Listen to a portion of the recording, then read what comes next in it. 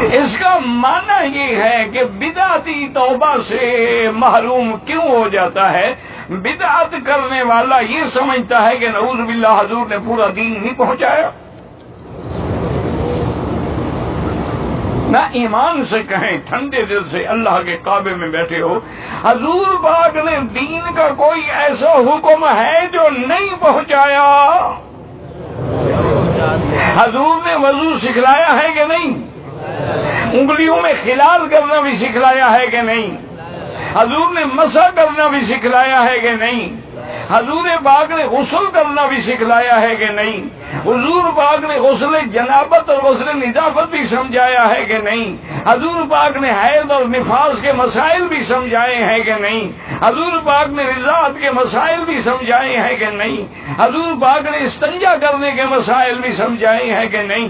یہ سارا دین حضور نے سمجھا دیا، صرف میلاد نہیں سمجھایا اپنا.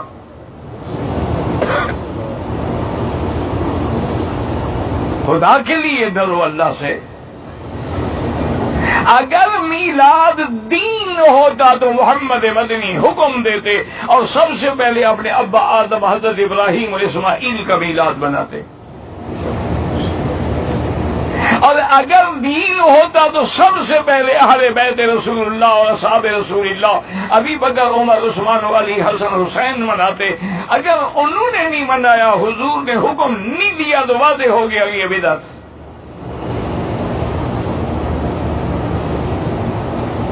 ایک ٹھنڈے دل سے سوچیں، ایسے نہیں ہے کہ بس کہہ دیا ہاں جی وہاں بھی ہیں جی وہاں بھی جی نبی کو نہیں مانتے تو نماز تمہارے باپ کی پڑھتے. نبی کو نہیں مانتے ہیں تو اذان کیوں دیتے ہیں؟ نبی کو نہیں مانتے ہیں تکبیر کیوں کہتے ہیں؟ نبی کو نہیں مانتے ہیں تو اشہد اللہ الہ میں انگلی تک کھڑا کرنا کیوں کہتے ہیں؟ نماز کے اندر درود کیوں پڑھتے ہیں؟ ایسے کہنا بھائی نبی کو نہیں مانتے، تم مانتے ہو نبی کو، جو بدعت والے.